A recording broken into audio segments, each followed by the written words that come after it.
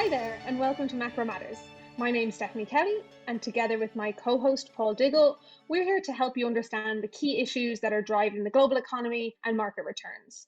And I think in recent years, political risk has really emerged as this key source of market volatility and a driver for market returns. And nowhere has this been more visible than in the UK, where we saw the Brexit referendum, which has led to extended uncertainty for business and downward pressure on the pound.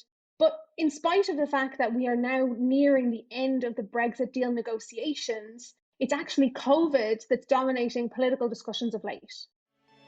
We're entering a new and crucial phase in a fight against coronavirus because the number of cases has gone up 4 times in 4 weeks, and it's once again spreading among the elderly and vulnerable. There are already more COVID patients in UK hospitals today than there were on the 23rd of March when the whole country went into lockdown, and deaths, alas, are also rising once again.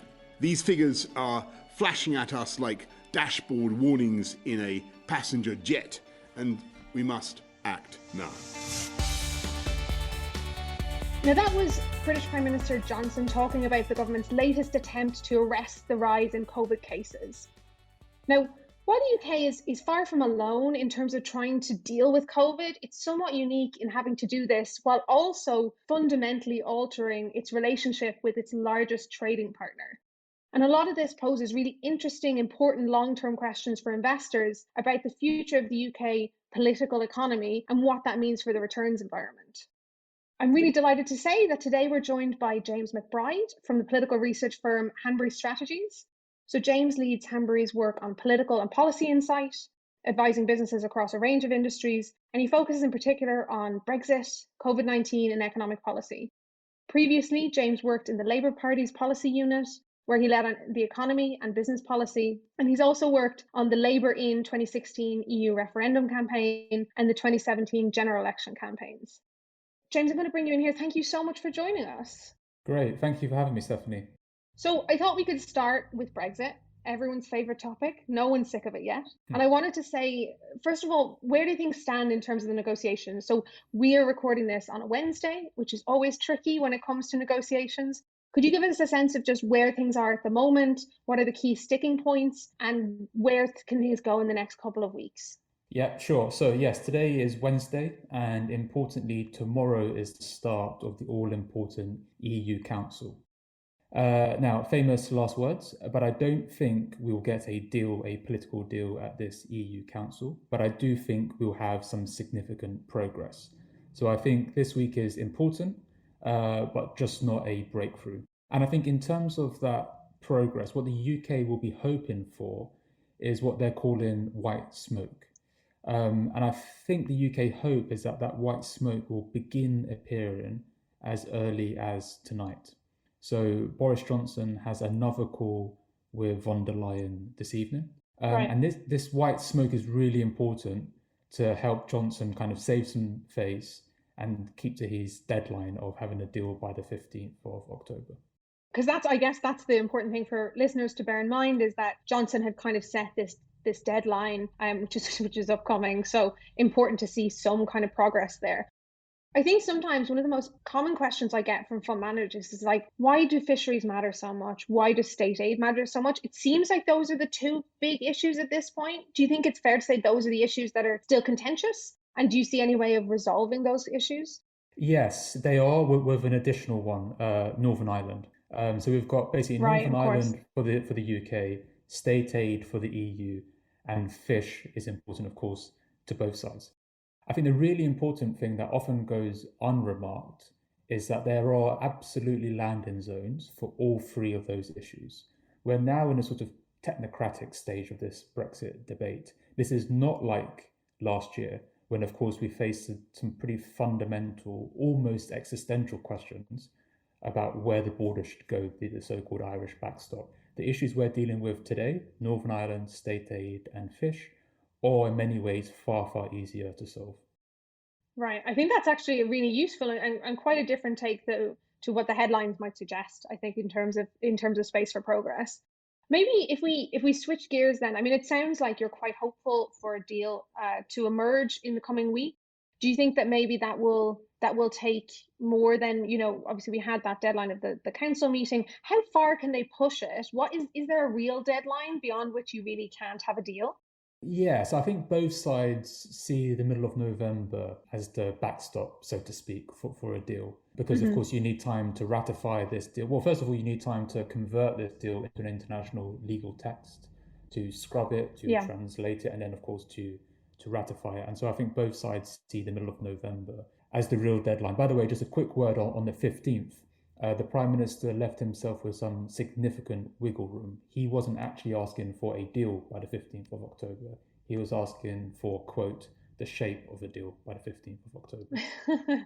Gotta love politics. So I think that's really useful. Maybe if we then shift gears slightly to the COVID crisis. Now, I suppose clearly for lots and lots of countries, as I mentioned at the start, COVID has created huge challenges politically in terms of policy choices, both with regards to health policy, but also economic policy. What kind of impact do you think COVID is having on the UK political environment, and particularly, is it having any impact on long-term trends for the UK kind of political sphere, the traditional divides, between Conservatives and Labour, North and South?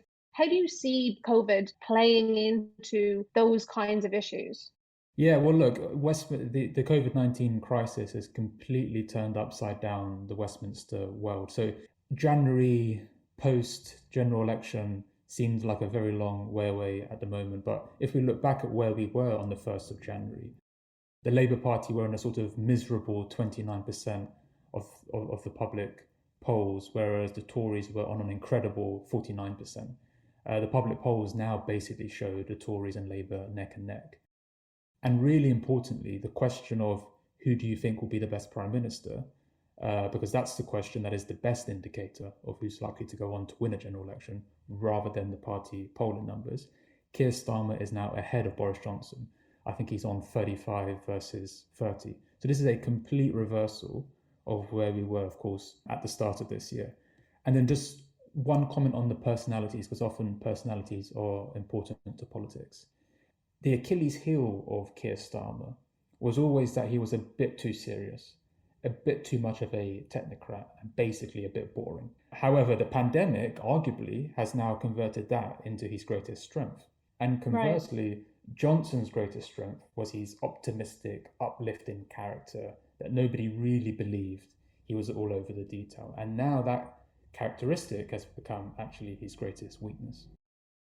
I think that's a really interesting point, actually, against the backdrop of other countries as well, where you've seen, the challenges that COVID has created for Trump, again, a kind of a personality figure, whereas those kind of more traditional, maybe what might be seen as boring, kind of technocratic style politicians in Europe have seen a little bit more of a benefit to their popularity. But maybe if we stick with the UK, and focus in on the point you made about Starmer, one of the big issues, I think, of 2019 was that investors were really nervous that Jeremy Corbyn, as head of the Labour Party, would become Prime Minister in the election. And I have to say, this is something that I heard from clients all over the world, in Japan, in the US.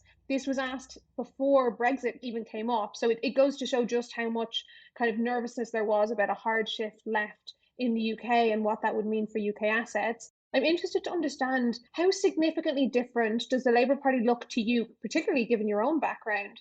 How different does the Labour Party look to you today versus a year ago when Corbyn was still leader? Oh, it's a completely different world, of course. Keir Starmer is clearly moving the party to the right on economic issues. So the fears that you just expressed there about last year, I think will become largely redundant in the next general election. Now, of course, the Labour Party will be further to the left on economic issues compared to the Conservative Party, but we are much more in the sort of Brownite world, potentially the Ed Miliband world, rather than the Corbyn world when it comes to economic policy. That's really, quite striking, given, when Corbyn took power, there was this sense of that he was so secure because of his support from the unions. It's really striking that something that seemed like a really structural shift just as quickly shifted right back into something that's more akin to what we were used to, as you say, in the kind of Blairite Brown years. Yeah, and I think there are two factors really that explain that. The first is, of course, the scale of the defeat. There were many people, let's be honest, who were hoping for the scale of the defeat that we saw in 2019. They were hoping that happened in 2017 as a way of dislodging the Corbynistas from power. But I think the second and perhaps even more important factor was not just that there was an awful defeat for the Labour Party in 2019, but that it came, 3 years after, if not longer actually, 4 years after Jeremy Corbyn became Labour leader. And throughout that 4-year period, month after month, we had scandal after scandal. And over time, both him as an individual, but also the clique around him, the project, so to speak, became, the trust in them became eroded, whether that was on anti-Semitism, whether that was their response to the Russian poisoning attack in Salisbury. Time after time, the project, in the eyes of the public, lost credibility. A natural question, which is, look, we've talked about how much 2020 has created in terms of political challenges within the UK, but 2021 feels like it's kind of fast approaching. What are the major challenges facing the UK government, assuming a Brexit deal gets done, or even assuming it doesn't? What are the big challenges for the UK government and indeed for opposition leaders in 2021? So I think the biggest question of 2021 will be Scottish independence. And therefore, potentially, also the most important issue for 2022, 2023, 2024, and potentially longer. And look, there are many, many reasons, of course, why Scottish independence is so important. It's a political and economic cloud that will now sort of hang over the UK as we enter 2021. It's incredibly important, of course, to the Conservative Party. After all, the Conservative Party is the Conservative and Unionist Party. And it's incredibly important to the Prime Minister because, frankly, it's a question of his own future. If he loses Scotland, he goes. Right. And there's good reasons to believe if there were a second Scottish independence, that independence would win. Today, as we speak, a couple of hours ago, there was a new poll which put yes on 58% and no on 42%. So Scottish independence now is a real prospect. And I think it will dominate the politics of 2021. I think that's a really interesting point. Do you think that effect is the COVID effect? I mean, do you think the COVID crisis has added to these pressures? And then equally, what role do you see Brexit, getting a deal or not getting a deal, as playing in terms of kind of strength of support for Scottish independence, that kind of thing? Yeah, so Brexit and COVID are clearly massive factors at the moment in terms of support for Scottish independence. If there's one thing that we know about the public polls since 2014, when we had the first Scottish independence referendum, is that public support for yes, and therefore for leaving the United Kingdom, is highly correlated with people's Brexit views. The second thing we know is that perceptions of the way that Nicola Sturgeon versus Boris Johnson have handled the COVID-19 crisis is also highly correlated with people's propensity or not to support Scottish independence. However, the real risk, of course, is that even post-Brexit, even post-COVID-19, a substantial proportion of the Scottish public, and indeed potentially, if the latest polls are to be believed, a majority of the Scottish public are now perhaps permanently of the view that Scotland will be better going it alone. Wow, gosh, I think that really paints quite a clear picture that even if they manage to get a Brexit deal in the short term, the UK government's going to have its hands full in the next kind of 6 to 12 months, and indeed onwards. Maybe if we take that much longer term view, then one thing I wanted to ask you about is the importance of northern regions, because it's really quite striking in terms of both Conservative messaging and the choices the Conservative Party has made around COVID, or is having to make around COVID, and the Labour Party's messaging. It all seems to be, at least to a degree, the challenges around how do you keep support, gain support in those kind of northern English regions. Do you see that as kind of a long-term shift in terms of the relative kind of voter power? And does that have any implications in your view for policymaking, like economic policymaking in particular?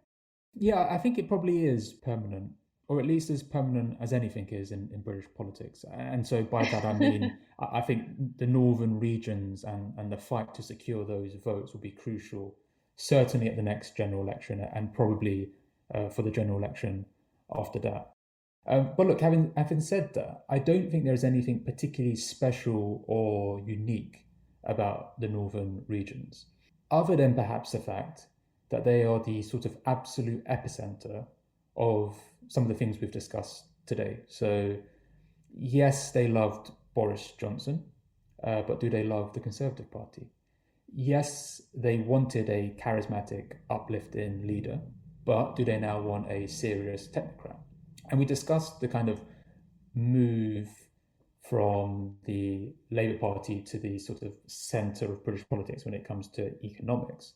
And of course, the Tory party is trying to replicate that themselves.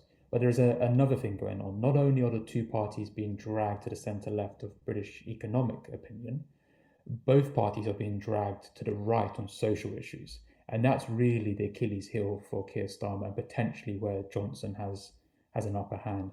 And that's, of course, clearly what's going on in the north of England. To crudely summarise popular opinion in some of these key seats, it's left-wing on economics, right-wing on social issues. And so I think the north is really important, but only to the extent that it's a sort of extreme example of the wider searching questions that face British politics at the moment. Right. I think that's a really interesting note to leave things on, and certainly a lot of food for thought, I think, going forward. I want to thank you so much, James, for joining us. I think this was super interesting and really useful in-depth discussion about the nature of British politics today and going forward. Thanks so much. Great. Thanks for having me. So I think that conversation with James is a great starting point for us to start to think about what does all of this mean for investors? What does it mean for the economic outlook? And what does it mean for markets? And to discuss this, I'm delighted to say that Luke Bartholomew, a senior economist at the ASI Research Institute, is here to join us. He's a regular guest on our show. And in particular, I think he'll have lots to say on what all of this means for the UK economy. So thanks, Luke, so much for joining us. Great. Thanks for having me again. So I thought we could start off by talking a little bit about Brexit.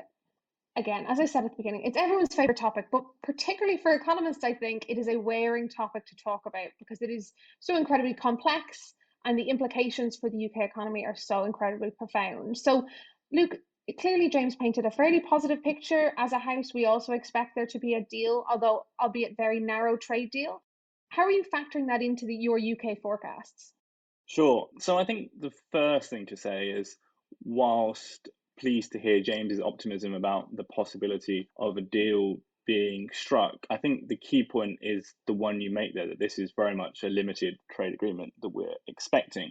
In the old nomenclature, this is very much a hard Brexit, right? That we are leaving the single market and the customs union. And that does mean very profound changes for the structure of the economy, the way in which we trade goods and services with the rest of the EU come the 1st of January next year.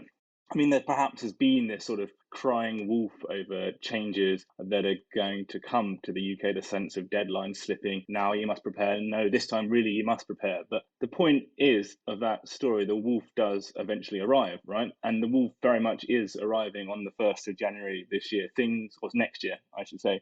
Things are going to profoundly change. And what that means for the UK's long-term growth environment is, I'm afraid to say, unambiguously negative. It is very difficult to see how being outside of the single market and the customs union, how increasing the frictions to trade, how decreasing our openness to competition and innovation won't drag down on long-run potential growth, won't push down productivity. And this is in the context, of course, of UK productivity being perennially awful, at least it has been since the financial crisis. So it is just kicking the economy again, and indeed in the time of COVID, kicking it when it's already very much down. So as I say, it's quite difficult to have anything but quite a negative view about the impacts of Brexit on the UK. I think, although that is obviously quite a negative picture to paint, I think it's an important one, right? And it's really striking when you speak to investors and you think about how companies can prepare for this in a really tangible, what does this mean for the companies that we invest in? I think one of the challenges has been around government policy itself. Not necessarily being entirely clear about what is it that companies need to do in advance, and an inability to kind of capture in a traditional, normal kind of earnings estimates way. What does it cost to have all these administrative costs? What are the costs of, having to have different forms in different languages and making sure your lorry driver has his passport and making, dealing with a half-hour queue instead of a 2-minute queue, and all of those things. I think for investors, it's fundamentally really hard to incorporate into that kind of traditional bottom-up analysis, but is equally important to understand in order to understand really what the long-term trajectory is. Now, Luke, I want to pull you up on the last point you made, which is around COVID, right? This is all happening at the same as there's a major health crisis in the country. Where are things at the moment in terms of the COVID crisis and government response? Because, I mean, 2 months ago, it looked like, furlough was being rolled off and there was relative openness of the economy. How far from that are we today, and what do you expect in the next couple of months? Sure. So perhaps the first thing to say is that to the extent to which the UK was ever enjoying a V-shaped recovery, that is definitely no longer the case now. There will have been a very sharp acceleration of growth over the first few months of the summer as lockdown measures were relaxed, pent-up demand came through, the forced savings that people had could be put to work, the government's support from Eat Out to Help Out and other policies were all there. But looking at high frequency indicators, looking at various things like mobility data, we're seeing now quite a sharp slowdown. And given the increasing severity of lockdown measures that are coming in place, it's difficult to see how the economy doesn't slow down very sharply over the next few months. In terms of government policy, well, it's all a bit of a patchwork and a moving target. So the original plan, the winter economic plan, was for the job retention scheme and associated other policies to roll off on the 31st of October to be replaced with the much less generous job support scheme, which was meant to subsidize part-time work, partly to be a cheaper policy. It's a lot less of a fiscal drag to the Treasury, but also, we've talked about this before, motivated, I think, to some extent by issues of creative destruction and the notion that there are these unviable jobs that are trapped in furlough, and we need to let the winds of creative destruction blow so that resources can be reallocated out of these jobs that ultimately are unviable anymore. The unemployment increasing is not a bug of that policy, it is a feature. The idea is for some jobs to go, and that remains the sort of the broad backdrop, although since then there has been some backtracking from the Treasury. They've put in place a scaled down version of the old furlough scheme for those industries that are forced to permanently stay closed during lockdown, and that would especially be those that are in regions on the very highest alert. But I think there's quite a large swathe of companies that are going to be stuck in this awkward halfway house where they're not eligible for that enhanced level of support, that equally are very much restricted in their business activities. And in that context, it's difficult not to see unemployment rising quite sharply over the winter. There's a kind of an interesting element of what you just said in terms of that moving target and the extent to which the government has kind of ended up having to, initiate new policies to try and somewhat compensate for the choices they're making. Obviously, there's huge amount of debate about whether we'll end up going into, a second lockdown, all of that kind of stuff. But I mean, I guess this is maybe a wider question to you around what the government should be doing. But I guess is one takeaway from COVID that the government in the UK can initiate significant policy changes very quickly if it wants to and if it's incentivized to, because the extent of the changes that have taken place compared to a year ago really are quite striking. Should that give us any confidence that policy can be, mobile and it can be kind of responsive in a way that maybe in the past we might have been skeptical of? I'm trying to find a bright light here. So I think it is worth saying that furlough was quite a significant departure from what you might think of as UK orthodoxy when it comes to shocks hitting the labour market. We were perhaps more in the North American model of letting unemployment increase significantly during a shock and having a flexible labour market so that unemployment is then meant to fall rapidly in boom times. And whereas the European model, the German model, perhaps is the paradigmatic case of this, is much more to try and protect jobs and have the shock be mediated through a reduction in hours work, increasing part-time work. So in that sense, it did represent quite a significant move in the Treasury's thinking. And I don't think it's unfair to say that Treasury probably does have the best minds of the civil service when it comes to this kind of thing, that they are capable of coming up with quite powerful policy very quickly. I think the other thing that we've learned is that fiscal space is much, much larger than some people would have you believe, that the need to turn to deficit reduction, and the risk of interest rates spiking at any moment is, extremely low, and that there is the space to deliver this kind of policy when interest rates are likely to be pegged at the effective lower bound for the foreseeable future. So I guess that should give us optimism that there is the space to be able to do this kind of thing.